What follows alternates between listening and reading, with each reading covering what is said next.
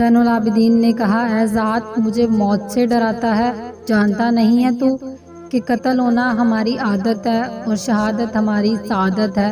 پھر دربار برخاست کر دیا گیا، اہل حرم کو قید خانے میں ڈال دیا گیا اور اگلے دن ابن ذات کے حکم سے سر امام حسین کو کوفہ کے بازاروں، کوچوں اور قبائلوں میں گھمایا گیا اور ہر دروازہ قصر میں آویزہ کیا گیا۔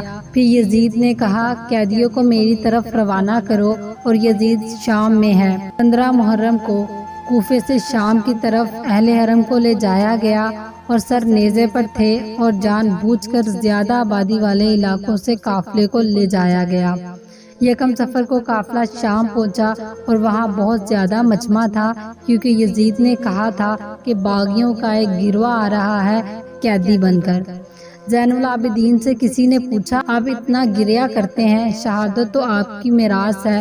آپ نے فرمایا ہاں شہادت ہماری میراث ہے، پر ہماری بہنوں بیٹیوں کا بے پردہ بازاروں میں جانا یہ ہماری میراث نہیں ہے۔ جب قافلہ شام کے قریب پہنچا تو یزید اپنی چھت سے قافلے کو دیکھ رہا تھا، جیسے اسے شہداء کے سر نظر آنے لگے۔ کہنے لگا اب میں نے تجھ سے اپنے قرض وصول کر لیے۔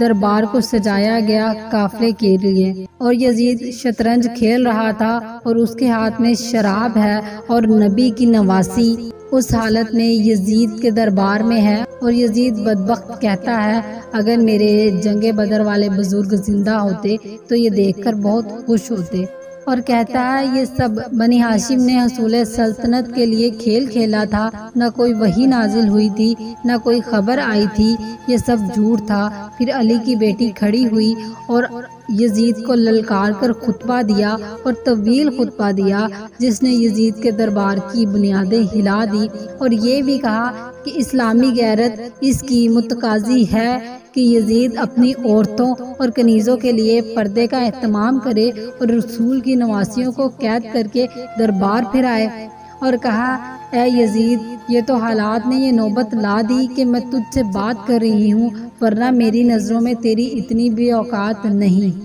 کہ میں تیری سرزش کو بھی اپنے لیے مصیبت سمجھتی ہوں۔ اور پھر یزید نے بھی لب حسین کے ساتھ گستاخی کی۔ یزید کی بدتمیزی دیکھ کر دربار یزید کی ہمت بڑھ گئی، اور ایک شامی کھڑا ہوا اور گھرانے رسول کی عورتوں کی طرف اشارہ کر کے کہا یہ عورت میری کنیزی میں دے دو۔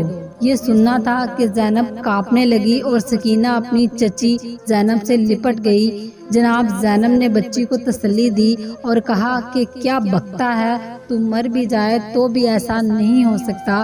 پھر مکالمہ ہوا، یزید نے کہا میں ایسا کر سکتا ہوں۔ بالآخر یزید اپنی بات سے پیچھے ہٹ گیا۔ پھر ان مکالموں اور خطبوں کی طاقت تھی کہ انقلاب برپا ہونے لگا۔ اس طرح یزید کی حقیقت لوگوں کے سامنے آنے لگ گئی۔ پھر لوگ کھلے عام یزید کی مخالفت کرنے لگے، اور پھر یزید کی بیوی دربار میں آئی اور کہا کہ رسول کی بیٹی کے لال کا سر، اور اس طرح بالآخر یزید کو اہل بیت کو رہا کرنے کا فیصلہ کرنا پڑا۔ اس دوران انہوں نے 1 سال کی قید گزاری۔ جناب زینب نے کہا ہم اپنے پیاروں کو تو جی بھر کر رو بھی نہیں سکے۔ پھر وہاں شام میں ہی ایک مکان میں امام حسین کا پرسہ ہوا، بیبیاں آئیں اور پہلی مجلس اس طرح شام میں ہوئی، اور اس کے بعد حکم ہوا کہ ان قیدیوں کو واپس مدینے پہنچا دیا جائے۔ جب زینب مدینے سے گئی تھی تو عباس، امام حسین، علی اصغر، علی اکبر، قاسم ساتھ تھے، اور اب جب واپس آ رہی ہے تو کوئی بھی ساتھ نہیں ہے۔ جناب زینب روضہ رسول پر گئی اور کہا نانا ہمارے گھر کا سب اسباب لٹ گیا، نانا ہمارے سر پر نہ باقی رہی ردا، نانا خیموں میں ہائے آگ لگا دی، نانا رنج و غم نے گھیر لیا ہمیں، نانا خدا کے گھر میں نہ پناہ ملی ہمیں، نانا بھائی نے گھر کو چھوڑ کر جنگل کی راہ لی، نانا شہید ہو گئے بھائی کے جانثار، نانا ایک ایک کر کے مر گئے اصحاب و زیوکار، نانا قاسم کی لاش گھوڑوں سے پامال ہوئی، نانا کٹا کر شانوں کو عباس مر گئے، غربت میں بھائی جان کو بے آس کر گئے، نانا تمہاری آل گئی لٹ کر شام میں، نانا پہنچی علی کی بیٹیاں دربار عام میں، نانا عجیب حال تھا ہمارا اس گھڑی، نانا ایک بی بی دوسری بی بی کے پیچھے تھی چھپتی، نانا لاکھ ذلتیں ہم دیکھتے رہے، نانا تباہ ہو کر ہم آئے ہیں شام سے، بس ختم کر نثار یہ غمناک داستاں، روتے ہیں اس ستم پہ زمین و آسماں۔ اور قافلہ 28 رجب کو مدینے سے چلا تھا اور پھر واپس مدینہ پہنچ گیا۔ یہ تھا مدینے سے مدینے تک کا سفر۔